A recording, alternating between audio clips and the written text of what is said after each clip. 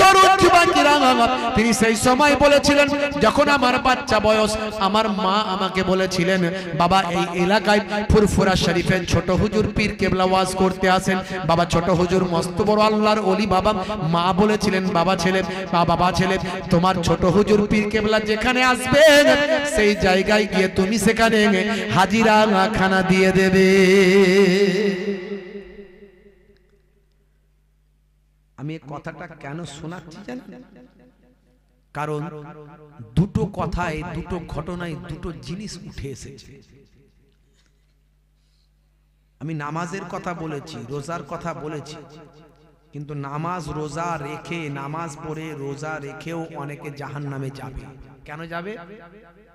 নামাজ রোজা করে সুদের কারবার করেছে, চিটিংবাজি করেছে, মানুষের হক নষ্ট করেছে, আমানতের খেয়ানত করেছে, নামাজ রোজা করেও জাহান্নামে যাবে। নামাজের কথা, রোজার কথা, হজের কথা, যাকাতের কথা সবাই বলে। আমি এই ছোট্ট দুটো কথা বলার জন্য এই কথাটা বলে ফেললাম। হে তরুণ যুবকেরা, হে আমার বন্ধুরা, শুনে রেখে দিন বাবা, জেনে রেখে দেন। আমার আম্মা জান বলেছিলেন, বাবা ছেলে ছোট হুজুর পীর কেবলা যেখানে আসবেন সেই জায়গায় তুমি যাবে, সেখানে গিয়ে হুজুরের সোহবতে থাকবেন, হুজুরের দোয়াটা নেওয়ার চেষ্টা করবেন, যদি সম্ভব হয় হুজুরের একটু খেদমতটা করবেন। এই চিন্তা করে এই ফতল্লপুর কাটিয়াহাট এলাকায়, এই ফরিদ কাটি এলাকায় আশেপাশে যতটা এলাকার মধ্যে ছোট হুজুর পীর কেবলা যখন আসতেন, আমি সেই জায়গায় উপস্থিত হয়ে হুজুরের সোহবতে বসতাম। ছোট্ট বয়স, 10-12 বছর, 14 বছর বয়স তখন আমি চলে যেতাম। আর তখন তো জলসা কম হতো, এখন যেমন জলসা হয়, একটা গ্রামে 10টা জলসা, বুঝতে পারছেন? একটা এই দলের, একটা ওই দলের, একটা এই পার্টির, একটা ওই পার্টির, একটা ক্লাবের, একটা বাচ্চাদের, একটা বুড়োদের, একটা যুবকদের, একটা বিয়েওয়ালাদের, একটা বিয়ে ছাড়াদের, আছে না? জলসাকে ফ্যাশন করে ফেলেছে। ফ্যাশন জলসা মানে মেলা, ভুগভুগি ড্যান্স, এটা মনে হয় না। ভুগভুগি ড্যান্সটা বাদ রেখেছে এখন। নাগরদোলনা, তারপরে কি লাপাই, জাম্পিং মেশিন, গুপগাপ, খালি মিউজিকটা দিয়ে দিলি হলো। লাইন দিয়ে ফুচকাওয়ালা, আছে না নাই? লাইন দিয়ে ফুচকাওয়ালা হাতে রং করে দিচ্ছে। হ্যাঁ, 5টা গ্রামের ছেলে মেয়ে জলসা শুনতে আসে না, মেলা দেখতে আসে। মাছবাগানের ধারে, পুকুরের পারে, নদীর ধারে ফুচকা খাচ্ছে আর গল্প করছে, ফোন নাম্বার নিচ্ছে আর ফোন নাম্বার দিচ্ছে, আছে না নাই? হাই রে হাই, এ তো জলসা হচ্ছে না, একটা অনুষ্ঠান দেখাতে হবে। এত বারণ করি যে মেলাগুলো দিও না।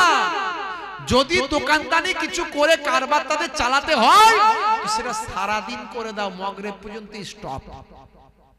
রাতের বেলা দোকান চালাচ্ছ, হ্যাঁ, মাছবাগানের ধারে, পুকুরের পারে, নদীর ধারে, এপাড়ার ছেলে ওপাড়ার মেয়ে সব এক কাছে জড়ো হয়ে ফুচকা খাচ্ছে, ফোন নাম্বার নিচ্ছে, গল্প করছে, অশ্লীলতা, অন্যায়, অপরাধ করে তারা যে চলে যাচ্ছে, এর দায়টা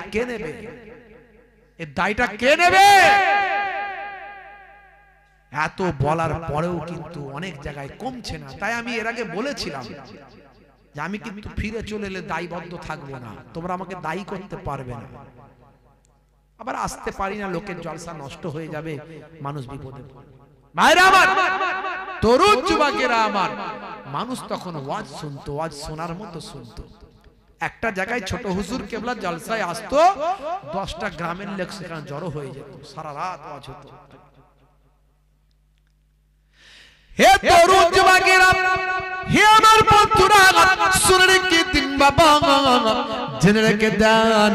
সেই সময় ওই মানুষটা ছোট হুজুরের আশিক বলতে লাগলেন, ছোট হুজুরের প্রেমিক বলতে লাগলেন, বাবাজি ও ছোট হুজুরের নাতি, শুনে রেখে দেন, জেনে রেখে দেন। তখন আমার বয়সটা অল্প, তখন আমার বয়সটা 7 বছর, তখন আমার বয়সটা 14 বছর, 15 বছর। হুজুর যেখানে আসেন সেখানে যান।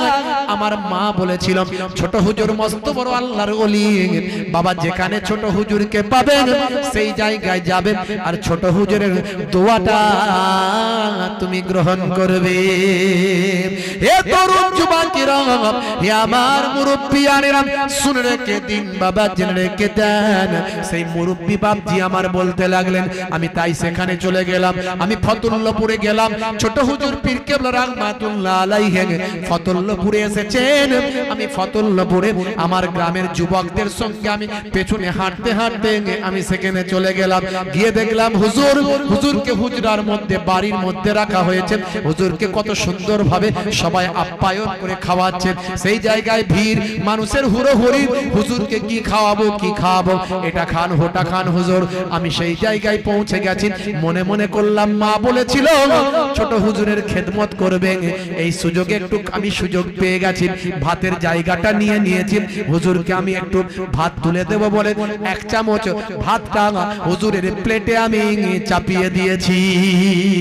দেওয়ার সঙ্গে সঙ্গে হুজুর রেগে গিয়ে বললেন, এই ছেলে, একটা তারা দিলেন। দেওয়ার সঙ্গে সঙ্গে আমার কলিজা থরথর করে কাঁপছে। এক তারাই কলিজা কাঁপছে। কেন বকলেন? বলছেন আর ঝরঝর করে কাঁদছেন। ওই মানুষটা বলছেন আর কাঁদছেন। আমার পীর আমাকে যখন তারা মেরেছে, আমার হৃদয়টা থরথর করে কাঁপছে। হ্যাঁ, আমি বললাম, কেন বকলেন? বলে, ওই যে না জিজ্ঞাসা করে ভাত দিয়ে দিয়েছি। জিজ্ঞাসা করিনি, হুজুর দেবো, হুজুর দেবো, এই না জিজ্ঞাসা করে 1 চামচ দিয়ে দিয়েছি, তাই আমাকে বকলেন। আচ্ছা বলুন তো, অপচয় খরচা করলে কি হবে জানেন? আল্লাহর কোরআন কি বলছে? ইন্নাল মুবাজ্জিরিনা কানু ইখওয়ানিশ শায়াতিন। অপচয় খরচাকারী, নষ্টকারী হলো শয়তানের ভাই। বাপজি আমার, তাহলে অপচয় খরচা করলে শয়তানের ভাই। আপনি কোনো কিছুই মোবালেগা করতে পারেন না, অতিরঞ্জিত করতে পারেন না, অপচয় করতে পারেন না। ছোট হুজুর পীর কেবলা মারাত্মক জ্ঞান দিলেন। এই ছেলে,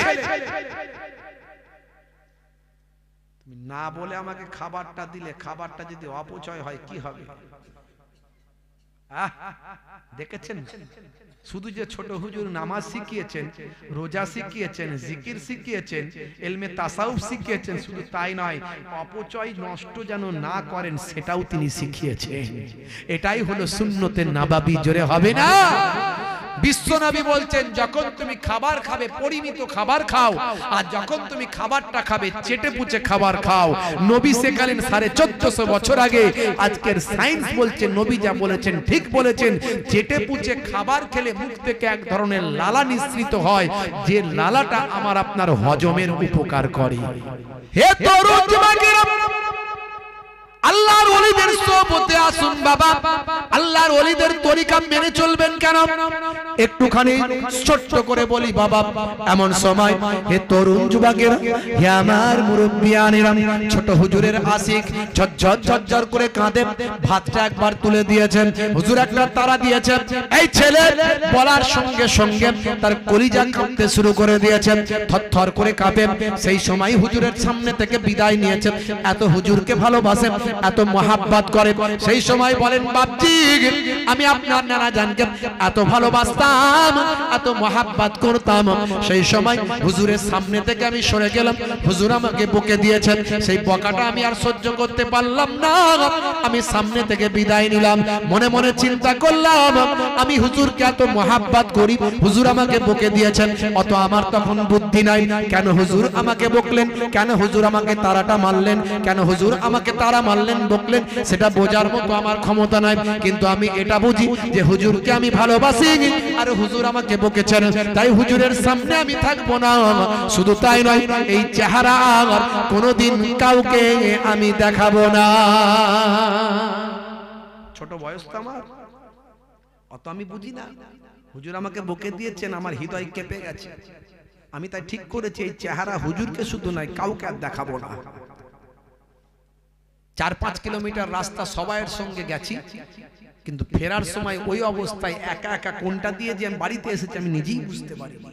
কিভাবে যে ঘরে এসেছি গভীর রাত্রিতে আমি নিজেই বুঝতে পারিনি। আমি বাচ্চা ছেলে, 12-14 বছর তখন আমার বয়স। মনে মনে চিন্তা করেছি এই চেহারা আমি আর কাউকে দেখাবো না, কারণ হুজুর আমাকে বকেছে। বাড়িতে এসে ঠিক করেছি বিষটা আমি খেয়ে নেব, বিষ খেয়ে আমি জীবনটা শেষ করে দেব, আত্মহত্যা করে দেব, কারণ হুজুর আমাকে বকেছে। আমি হুজুরকে খুব ভালোবাসি। আমার সে জ্ঞান নাই যে বিষ খাওয়া অপরাধ, জাহান্নামে যেতে হবে, গুনাহগার হতে হবে, অত আমি বুঝি না। হুজুর আমাকে কেন বকলো সেটাও আমি বুঝি না, কিন্তু হুজুর বকেছে এটা আমি বুঝেছি। আর আমি এই চেহারা কাউকে দেখাবো না, হুজুরকেও দেখাবো না, কাউকে দেখাবো না। হে তরুণ যুবকেরা, হে আমার বন্ধুরা, হে আমার মুরব্বিয়ানেরা, শুনে রেখে দিন বাবা, জেনে রেখে দিন বাবা। এমন সময় আমি যখন বাড়িতে এলাম, বাড়িতে আসার পরে যে জায়গায় ইঁদুর মারা বিষ থাকে আমার বাড়িতে, যে জায়গায় লিকুইডটা থাকে, সেই জায়গায় আমি ভালো করে তন্ন তন্ন করে খুঁজলাম। কিছু সময় ধরে এদিক ওদিক আমি খুঁজে বেরোলাম। আমি থরথর করে কাঁপছি, ঝরঝর করে চোখ দিয়ে পানি বেরিয়ে আসছে। ছোট হুজুর পীর কেবলা রাহমাতুল্লাহ আলাইহি আমাকে বকেছেন, কিন্তু কেন বকেছেন আমি জানি না, কেন বকেছেন আমি বোঝার চেষ্টা করি না। হে তরুণ যুবকেরা, হে আমার মুরব্বিয়ানেরা, এমন সময় আল্লাহর কি শান, আল্লাহর কি কুদরত, প্রতিদিন সেখানে ইঁদুর মারা বিষ থাকে। আজকে আমি কিন্তু সেটা খুঁজে পেলাম না। দীর্ঘ সময় ধরে খুঁজতে লাগলাম। এমন সময় খুঁজতে খুঁজতে 5-7 জন তরতাজা যুবক আমার বাড়িতে এসে হাজিরা দিয়েছেন। এসে বলে, এই অমুক, এই অমুক, এই অমুক, তাড়াতাড়ি চলো, হুজুর তোমাকে এখনই খুঁজছে, তোমাকে হুজুর এখনই ডেকেছে।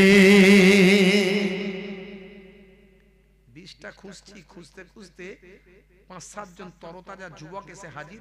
এই অমুক, তাড়াতাড়ি তোমাকে হুজুর ডেকেছে, চলো। আমি বললাম যাব না। আমার তখন বিরাট টেম্পার, বিরাট রাগ হয়েছে, এই চেহারা আমি দেখাবো না।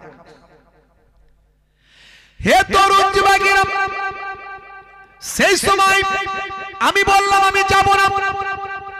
তারা বলল, হুজুরের অর্ডার, যেতে তো তোমাকে হবে।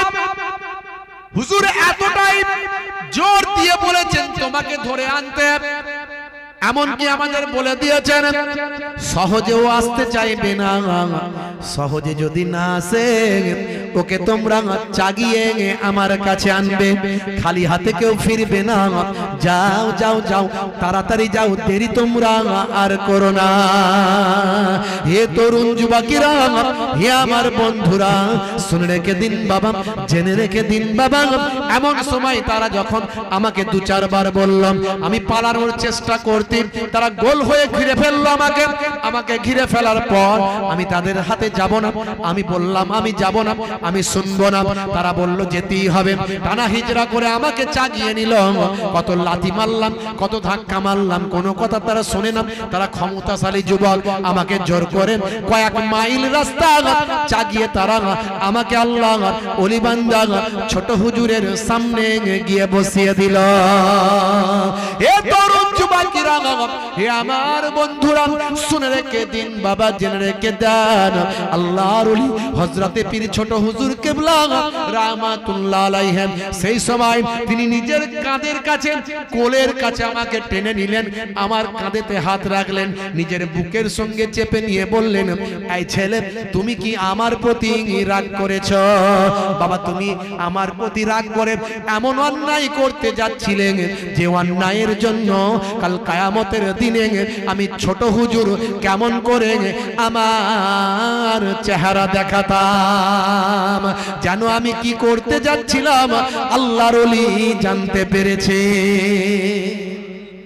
এই ছেলে, তুমি বাড়ি গিয়ে কি করছিলে? হ্যাঁ, হুজুরের সামনে তো আর মিথ্যা কথা বলতে পারি না, হুজুর বিষ খেতে যাচ্ছিলাম। এত বড় কাজ করছিলে তুমি, তুমি যদি সত্যি বিষটা খেয়ে ফেলতে, আমি কাল কিয়ামতে আল্লাহর কাছে কি করে চেহারা দেখাতাম? এই ছেলে, তোমাকে আমি বকেছি বলে তোমার কষ্ট হয়েছে, তুমি আমাকে না জিজ্ঞাসা করে খাবারটা দিলে কেন? তুমি জানো না অপচয় নষ্ট করলে কি হয়? দেখেছে কি শিক্ষা দিচ্ছেন? একদিকে যেমন নামাজ, রোজা, হজ, যাকাতের শিক্ষা, ইলমে তাসাউফের ইলমে বাতিনের শিক্ষা। অপরদিকে খাবারটা নষ্ট করা চলবে না, নবী নষ্ট করতে বারণ করেছেন। অপচয় খরচা করলে, নষ্ট করলে সে শয়তানের ভাইয়ে পরিণত হয়। তাই শিক্ষা দেওয়ার জন্য তোমাকে বকেছি। আমি তোমাকে কেন বকলাম? যাতে তুমি নষ্ট না করো, তার জন্য বকেছি। কিন্তু তুমি এই যে জিনিসটা ঘটাতে গিয়েছিলে, যদি এটা ঘটিয়ে ফেলতে, আমি আল্লাহর কাছে কেমন করে আমি চেহারা দেখাতাম। এই ছেলে এদিকে এসো, কোলের কাছে, যেন মনে হচ্ছে আমাকে কোলে বসিয়ে নিলেন। ঝরঝর করে কাঁদছেন আর বলছেন, ওই মুরব্বী বাপজি, অনেক বয়স হয়েছে এখন, বলছেন বাপজি আপনার নানা জান যেন আমাকে কোলে বসিয়ে নিলেন, এত আদর করলেন, আমার হৃদয়টা বিগলিত হয়ে গেল, আনন্দের অশ্রু আমার চেহারা দিয়ে ঝরতে লাগলো। জোরে হবে না? সেদিন আমি বুঝেছিলাম যে অপচয় খরচা করলে কতটা গুনাহ হতে পারে, আল্লাহ নারাজ হতে পারেন। সেই দিন থেকে আজ পর্যন্ত কাউকে যখন আমি খাবার খেতে দিই, আমি কাউকে তুলে দিই না। সেই যে জ্ঞান আমার আজও হয়ে গেছে। দেখো কেমন ভালো বেসেছে আমার ছোট হুজুরকে বলাম, আপনার ছোট হুজুরকে বলাম। দেখো কেমন ভালো বেসেছেন আমার ছোট হুজুরকে বলাম, আপনার ছোট হুজুরকে বলাম। একদিন মসজিদে বসে বসে হুজুরে ইবাদত করেন, আল্লাহর নবী এসে হাজিরা দিলে। জোরে হবে না?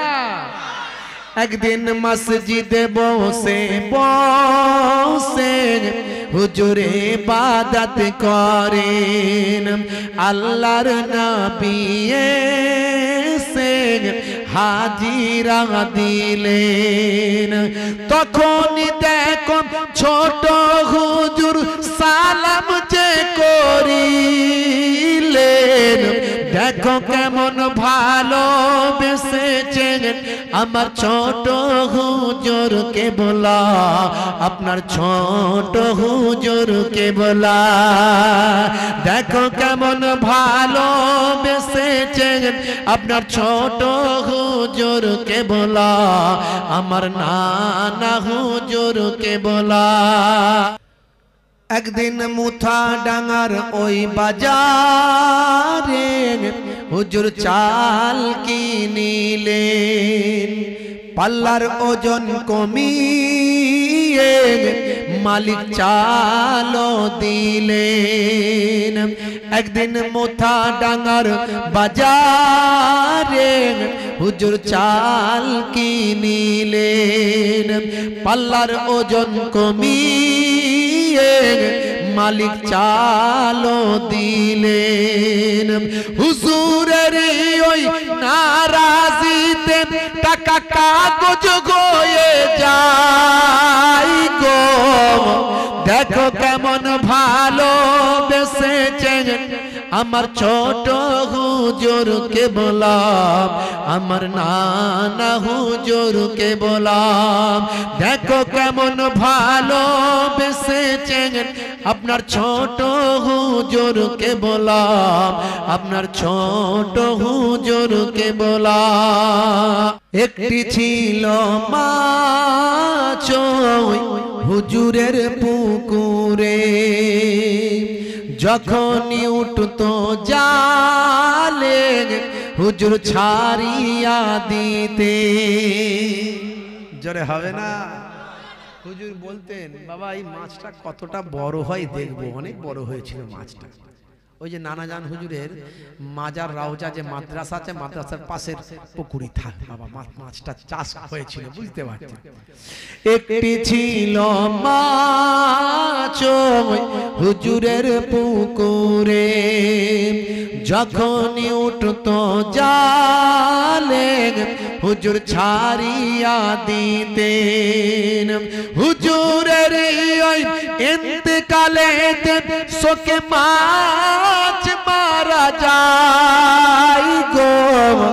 দেখো কেমন ভালো বেসেছেন আমার ছোট হুজুরকে বললাম, আপনার ছোট হুজুরকে বললাম, দেখো কেমন ভালোবেসেছেন আপনার ছোট হুজুরকে বললাম, আমার নানা হুজুরকে বললাম। বলছে বাপজি আর একটা ঘটনা আপনাকে বলি। কি ঘটনা? মনোযোগ দিয়ে শুনছি। আপনার নানাজি যেখানে আসতেন সেখানে আমি ওয়াজ শুনতে যেতাম। একদিন আমার আম্মা বলল, বাবা তুই যাচ্ছিস যখন, যাবি যখন, একটা পানি পড়ার বোতল নিয়ে যাস, ছোট হুজুরের একটু পানি পড়া নিয়ে আসিস। বলে না হুজুররা পানি পড়ায় ফুঁক দিয়েছে, বোতল ফেটে গেছে। বুঝতে পারছেন? আল্লাহ রাব্বুল আলামিন আল্লাহর ওলিদের অনেক ক্ষমতা দিয়েছে, সে ক্ষমতা আমাদের দেননি। কত বড় আল্লাহর ওলি ছোট হুজুর পীর কেবলা রাহমাতুল্লাহ আলাইহি। দেখুন কেমন তাকওয়াওয়ালা মানুষ কাকে বলে, কেমন তাকওয়াওয়ালা মানুষ, কেমন আমানতদার মানুষ। একটু চিন্তা করুন আমার নবী কি শিখিয়েছেন। মা বলেছে, বাবা তুই ছোট হুজুরের ওয়াজ শুনতে যাবি, তবে একটু পানি পড়া নিয়ে এসেস, যাবার সময় একটা বোতল নিয়ে যাস আর একটু পানি পড়া নিয়ে আসিস। বয়স আমার 14-15 বছর হুজুর, ছোট বয়স। হে তরুণ যুবকেরা, হে আমার বন্ধুরা, শুনে রেখে দিন বাবা, জেনে রেখে দেন হে মুসলমান। সেই মুরব্বী বাপজি বলেন, ভাই ভাই আমার ঘটনাটা বলছেন আর ঝরঝর করে কাঁদছেন।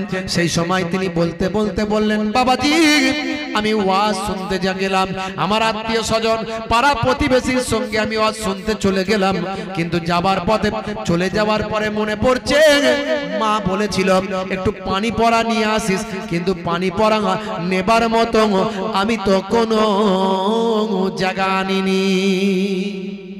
বোতল আনতে ভুলে গেছি, পাত্র আনতে ভুলে গেছি। আর আমার বাচ্চা বয়স তো, কাউকে চাইতেও পাচ্ছি না সেখানে গিয়ে, অপরিচিত জায়গা, যে বাবু একটা বোতল দাও, কি একটা জায়গা দাও। হে তরুণ যুবকেরা, ওয়াজ শুনতে শুনতে ফজর হয়ে গেছে। ফজরের নামাজটা আদা করেছি, ফজরের নামাজটা জামাতে পড়ে আল্লাহর ওলির সোহবতে গিয়ে দেখি আল্লাহর ওলিকে ঘিরে, ছোট হুজুর পীর কেবলাকে ঘিরে বহু মানুষ ঘিরে আছেন। পানি পড়ার অনেক বোতল দেওয়া হয়েছে, হুজুর পানি পড়া দিচ্ছেন। আমি চিন্তা করলাম, বিচলিত হলাম। আমার আম্মা আমাকে বলেছিলেন, বাবা ওয়াজ শুনতে যাওয়ার আগে পানি পড়ার একটা বোতল নিয়ে যাস, মনে করিস বাবা ছোট হুজুর পীর কেবলার পানি পড়াটা একটু আমার বাড়িতে নিয়ে আসিস বাবা। মা বড় আশা করে বলেছিল, হুজুর আবার কবে আসবে আমি জানি না, কবে আবার পানি পড়া পাবো জানি না, কিন্তু পানি পড়ার বোতল তো আমি ছেলে আনতে ভুলে গিয়েছি। আমি বিচলিত হয়ে গেলাম, চিন্তিত হয়ে পড়লাম। মা বলেছিল নিয়ে যেতে, কেমন করে আমি না নিয়ে পানি পড়া না গিয়ে বাড়ি চলে যাই। আমি চারিদিকে চিন্তা করলাম, কিভাবে আমি বলবো, মানুষকে আমি বলতে পারলাম না, কারো কাছে পানি পড়ার জায়গাও চাইতে পারলাম না। হে তরুণ যুবকেরা, হে আমার বন্ধুরা, শুনে রেখে দিন বাবা, জেনে রেখে দেন, এমন সময় ফজর হয়ে গেছে বাবা, একেবারে ভোর, একেবারে ফজরের সময়। মানুষজন সচরাচর কেউ বাইরে বেরোয়নি। আমি বাইরের দিকে বের হলাম, আশেপাশে দেখলাম খেজুর গাছ, খেজুর গাছ, খেজুর গাছ। ওই খেজুর গাছে খেজুরের ভাঁড় টাঙানো হয়েছে, ভাঁড় ভাঁড়, নতুন ভাঁড় দিয়েছে খেজুরের রসের জন্য। হঠাৎ ঘুরতে ঘুরতে আমি চিন্তা করতে করতে দেখি খেজুর গাছেতে ভাঁড় দেওয়া হয়েছে। আমার 14-15 বছর বয়স, বুঝতে পারছেন? মা বলেছে আমাকে শুনতেই হবে। একটা খেজুর গাছেতে উঠে পড়েছি, চকচকে দেখে একটা ভাঁড় দড়ির ফাঁস খুলে বের করেছি। হে তরুণ যুবকেরা, দেখি একটুখানি তাতে রস লেগে আছে। সেই খেজুর গাছের বাবা ওই ভাতটাকে বের করেছি বাবা। ভাই আমার খুলে নিয়েছে, ভাই আমার দোস্ত আমার কলে গিয়ে ভালো করে ধৌত করেছি, ভালো করে ধৌত করে পরিষ্কার পরিচ্ছন্ন করে তাতে একটু পানি নিয়েছি, নিয়ে সেই পানিটা নিয়ে গিয়ে তাড়াতাড়ি করে ছোট হুজুর পীর কেবলা রাহমাতুল্লাহ আলাইহির সামনে গিয়ে বসিয়ে দিয়েছি। এত বোতল, এত ভার, এত কিছু আছে, কিন্তু আমার ভাতটা যখন দেয়া হয়েছে, দেওয়ার সঙ্গে সঙ্গে ছোট হুজুর ধরলেন, এই ভাতটা তুমি কোথা থেকে এনেছো? এই ছেলে, এই ভাতটা কোথা থেকে এনেছো? হুজুরের সামনে তো আর মিথ্যা কথা বলা যায় না। হুজুর বেয়াদবি নেবেন না, মাফ করবেন, আমি ওয়াজ শুনতে আসি আপনার, আমার মা বলেছিল একটু পানি পড়া আনতে, তা আমি বোতল আনতে ভুলে গেছি হুজুর। আর এখানে সব আমার অপরিচিত, কার কাছে আমি বোতল চাইবো? আমি চিন্তায় অস্থির হয়ে গেলাম, আবার আপনি কবে আসবেন, কবে পানি পড়া পাবো? মা বড় দুঃখ পাবে, কষ্ট পাবে যে ছোট হুজুরের ওয়াজ শুনলি আর পানি পড়া আনলি না বাবা, বড় দুঃখ পাবে। তাই আমি ঘুরতে ঘুরতে চিন্তা করলাম কোথায় কি করি, কোথায় কি করি। তো খাজুর গাছের একটা দেখতে পেলাম যে ভালো সুন্দর চকচকে ভাঁড় ঝুলছে, হুজুর আমি খুলে নিয়ে চলে এসেছি, একটু পানি পড়াটা পড়ে দেন হুজুর। বাবা ছেলে, এটা কার পেলে যে তুমি এই ভাঁড়টা খুলে নিলে? কার পেলে? বুকে হাত দিয়ে চিন্তা করুন। এরকম ঘটনা জীবনে অনেক ঘটেছে না ঘটেনি? এই তো আসরের নামাজ পড়ে এলেন, আসার পরই একটা বেনামাজি বেদাড়িওয়ালা একটা যুবক ছেলে বলল, চাচা একটু চা খাও না। অমনি চাটা খেয়ে নিলেন। কার পেলেন, খেলেন? একবারও ভাবলেন ওই ছেলেটা নামাজ পড়ে কি বেনামাজি? ওর খাবারটা খাওয়া আমার জায়েজ হবে কি হবে না? ও সুদের কারবার করে কি ঘুষের কারবার করে? ও হারাম খাদ্য খায় না হালাল খাদ্য খায়? ওর পয়সাটা হারামের না হালালের একবার চিন্তা করেছেন? বুকে হাত দিয়ে ভাবুন তো। রাগ করবেন না বাবা। হে তরুণ যুবকেরা, হে আমার বন্ধুরা, হে আমার মুরব্বিয়ানেরা, শুনে রেখে দিন বাবা। এমন সময় হযরতে ছোট হুজুর পীর কেবলা রাহমাতুল্লাহ আলাইহি বললেন, বাবা ছেলে, হে বাবা ছেলে, শুনে রেখে দাও, তুমি ভুল করেছো, পানি পড়ার জায়গা আনোনি। তোমার মা গেলে দুঃখ পাবেন, কষ্ট পাবেন, এটাও ঠিক, কিন্তু তা বলে তুমি খাজুর গাছের বাগান থেকে, খাজুর গাছের ডগা থেকে কারো লাগানো ভার, খাজুরের রস পড়া ভাতটা তুমি খুলে আনলে কার হুকুম? এটা তুমি কখনো হালাল কাজ করনি। এই ভারেতে যদি আমার পানি পড়া নিয়ে যাও, ওই পানি পড়া তোমার কোনো কাজেই লাগবে না, কারণ তুমি অন্যায় ভাবে চুরি করে না বলে অন্যের পাত্র তুমি নিয়ে এসেছো। মনে রাখবে, আমানতের খায়ানত কোনোদিন কখনো তুমি করবে না। এ তরুণ যুবকেরা, 1450 বছর আগে আল্লাহর নবী সোনার জবানে জানিয়ে দেন, আয়াতুল মুনাফিক সালাসাতুন, মুনাফিকের আলামত হলো তিনটে। ইজা হাদাসা কাযাবা, যখন সে কথা বলবে মিথ্যা কথা বলবে। ওয়াইজা ওয়াদা আখলাফা, যখন সে ওয়াদা করবে খেলাফ করবে। ওয়াইজা উতুমিনা খানা, যখন সে আমানত থাকবে সেই আমানতের খেয়ানত করবে। হে বাবা ছেলে, আমানতের খেয়ানত কখনো জীবনে আর কখনো করবে না। হে তরুণ যুবকেরা, সেই সময় সেই বাপজি বলেছিল, ও বাপজি শুনে রেখে দেন, আপনার নানা জান ছোট হুজুর পীর কেবলা আমাকে বললেন, বাবা ছেলে, এই পানি পড়া যদি তুমি নিয়ে যাও, এই পানি পড়া তোমার কোনো কাজে লাগবে না, তবে তোমাকে ওয়াদা করতে হবে, তুমি যে অন্যায় করেছো, ভুল করেছো, আল্লাহর দরবারে মাফি চাইবে, ক্ষমা চাইবে, আর তাড়াতাড়ি এই পানি পড়াটা নিয়ে গিয়ে বাড়িতে গিয়ে অন্য পাত্রে ঢেলে দিয়ে এই পাত্রটা আবার নিয়ে এসে ওই খাজুর গাছে যেমন ছিল তেমন ভাবে আবার বেঁধে দেবে। যদি তুমি এই কাজটা করতে পারো, হতে পারে আল্লাহ তোমাকে ক্ষমা করবেন, আর তার সঙ্গে সঙ্গে আমার পানি পড়া তোমার উপকারে লাগবে। ইনশাআল্লাহ আমার পানি পড়া তোমার উপকারে লাগবে। আমি অবাক হয়ে গেলাম, ছোট হুজুর পীর কেবলা কতটা আমানতদারি দেখিয়ে দিয়ে গেছেন। সেই দিন থেকে আমি আমানতের খেয়ানত করি না। জোরে হবে না? আর জোরে হবে না? বাপজি আমার, তরুণ যুবকেরা আমার, নামাজও পড়ছে, 2 নম্বরিও করছে, খিস্তিও করছে, গালমন্দও দিচ্ছে, অন্যের হক নষ্ট করছে, পাড়া প্রতিবেশীর হক নষ্ট করছে, ভাইয়ের হক নষ্ট করছে, স্ত্রীর হক নষ্ট করছে, বাপ মায়ের হক নষ্ট করছে। না, আপনি পারবেন না। আপনার জবানের দ্বারাই কোনো মানুষ যেন দুঃখ না পায়। আপনি নিজেকে সরলতার মধ্যে নিয়ে আসুন। ইউরিদুল্লাহু বিকুমুল ইউসরা ওয়ালা ইউরিদু বিকুমুল উসরা। আমার আল্লাহ সরলতা পছন্দ করেন, কঠোরতা পছন্দ করেন না। হাদিসের মধ্যে এসেছে, বিশ্বনবী জানিয়েছেন, একটা জান্নাতের নাম হলো ইউসরা, যেখানে সরলতা বিদ্যমান, মানুষ সরল মানুষদের সেখানে দেওয়া হবে। আর উসরা হলো একটা জাহান্নামের নাম, যেখানে কঠোরতা বিদ্যমান, সেখানে কঠোর মনের মানুষদেরকে আল্লাহ সেই জাহান্নামে নিক্ষেপ করবেন। আজ থেকে আপনি সরলতার মধ্যে থাকুন, সহজ সরল মানুষ হয়ে যান। আপনার ব্যবহারে সবাই যেন খুশি হয়ে যায়। বাচ্চাদের তাড়া দেবেন না, চোখ দেখাবেন না, বকবেন না। ওরা মসজিদে গেলে একটু ডিস্টার্ব করবে, সহ্য করবেন। আজকে আপনি নামাজি হয়েছেন, ওই রকম ছোটবেলায় আপনিও ডিস্টার্ব করেছেন। ওই বাচ্চাগুলো মসজিদে গেলে আপনি যদি বকেন, তারা আর মসজিদে যাবে না, তারা বেনামাজি হয়ে যাবে। আজ যারা মসজিদে গিয়ে ডিস্টার্ব করছে, তারা একদিন পাক্কা নামাজি হয়ে যাবে। বাচ্চাদেরকে বেশি বেশি এরকম ওয়াজের মজলিসে এসে শোনাবেন। ওয়াজগুলো শুনবে, এই যে শুনছে বাচ্চারা কত সুন্দর, কিন্তু কটা বাচ্চা আছে সব ঘুমাচ্ছে। শোনাবেন বাচ্চাদেরকে 5 ওয়াক্ত নামাজে হাত ধরে ধরে মসজিদে নিয়ে যাবেন। জুম্মার দিনে তো মাস্ক নিয়ে যাবেন। 7 বছর বয়স থেকে 5 ওয়াক্ত নামাজি বানিয়ে দেবেন। মায়েরা, বোনেরা, নামাজ ছেড়ে দেবেন না, পর্দার মধ্যে থাকবেন। পর্দা মানে একটা মোটা কাপড় গায়ে দিয়ে বাইরে প্রয়োজনে বেরোবেন।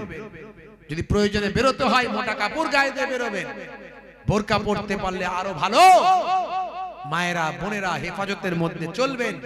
আর স্বামী খারাপ হোক, খচ্চর হোক, স্বামীকে কষ্ট দেবেন না, স্বামীকে কষ্ট দেবেন না। স্বামী খারাপ হোক, খচ্চর হোক, ইনকাম কম করুক, বেশি করুক, আপনি তাকে স্বামী হিসাবে গ্রহণ করেছেন। স্বামী হিসাবে গ্রহণ করে সারা জীবন স্বামীর কদমেই থাকবেন। আল্লাহ স্বামীর খাতিরে, স্বামীর খেদমত করার কারণে আপনার নামটা ওলি আল্লাহদের খাতায় লিখে দেবে। স্বামী যেন দুঃখ না পায়। স্বামী যদি অন্যায় করে, কাল কিয়ামতের দিন আল্লাহ স্বামীকে শাস্তি দেবেন, স্বামীকে শাস্তি দেবেন। স্বামী স্ত্রীকে দাঁড় করিয়ে বলবেন, আল্লাহ বলবেন, এই স্বামী, তোমার হক কি তোমার স্ত্রী আদায় করেছিল? এই স্ত্রী, তোমার হক কি তোমার স্বামী আদায় করেছিল? তাই মহিলাদের স্বামীর খেদমত করতে নবী বলেছেন, স্বামীর দেখাশোনা করতে। স্বামী যে অবস্থায়, যে হালতে ডাক দেবে, সেই হালতে উপস্থিত হতে হবে। এটা নবী বলেছেন। তুমি কাজ করছো, রান্না করছো, স্বামী ডাক দিয়েছে, সঙ্গে সঙ্গে স্বামীর খেদমতে আগে রান্না বন্ধ থাকবে। এটাই নবীর মহাব্বত, এটাই নবীর শিক্ষা। আল্লাহর নবী বলেন, যদি কাউকে সিজদা করার অনুমতি দিতাম, তাহলে আমি দুনিয়ার মহিলাদের বলতাম, তোমরা তোমাদের স্বামীর পায়ে সিজদা করো। আর আপনি বলবেন, হুজুর, আমাদের মেয়েদের কি কোনো দাম নাই? হ্যাঁ, তোমাদের দাম বিরাট দেয়া হয়েছে। কি বলা হয়েছে? ইজহাব, রাসূল বলছেন, ইজহাব ফাআকরিমহা ফাইন্নাল জান্নাতা তাহতা রিজলাইহা। যাও, তোমার মায়ের সম্মান করো। এই দুনিয়ার মহিলারা, তোমরা আজকে স্ত্রী আছো, তোমরা আজকে জাওজা হয়ে আছো, স্ত্রী হয়ে আছো, বউ সেজে আছো।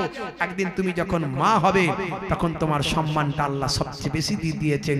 কারণ দুনিয়ার সন্তান সন্ততিদের বলেছেন, তোমার মায়ের পায়ের তলায় তোমাদের জান্নাত। জোরে হবে না? তাহলে মাকে কত সম্মান। মনে রাখবেন, যতই যে যাই হয়ে যায় না কেন, ডাক্তার হয়, মাস্টার হয়, আলেম হয়, মাওলানা হয়, পীর হয়, ওলি হয়, নারীরা, মহিলারা হলো তাদের মা। জোরে হবে না সুবহানাল্লাহ?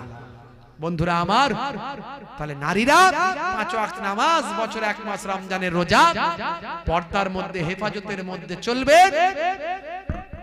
একটু হেফাজতের মধ্যে থেকে পড়াশোনা করবে, হায়ার এডুকেটেড হবে, ডাক্তার হবে, গাইনি ডক্টর হবে। মেয়েরা উচ্চ শিক্ষায় শিক্ষিতা হতে পারবে। নিজের সম্মান, নিজের ইজ্জত, নিজের আবরু, নিজের হারাম হালালকে বেছে জেনে চলতে হবে। নিশ্চয় নারীরা সব কাজ করতে পারবে, তবে নিজের হায়া, শরম, ইজ্জতকে বাঁচিয়ে নিজের পর্দা, হেফাজতকে আমার রক্ষা করে চলতে হবে। আর স্বামীর দেখাশোনাটা করবে। এই 4টে কাজ যদি নারীরা করে, আল্লাহ 8টা জান্নাতের দরজা খুলে দেবে। বাপজি আমার দু চার কথা বললাম, একটু মনে রাখার চেষ্টা করবেন।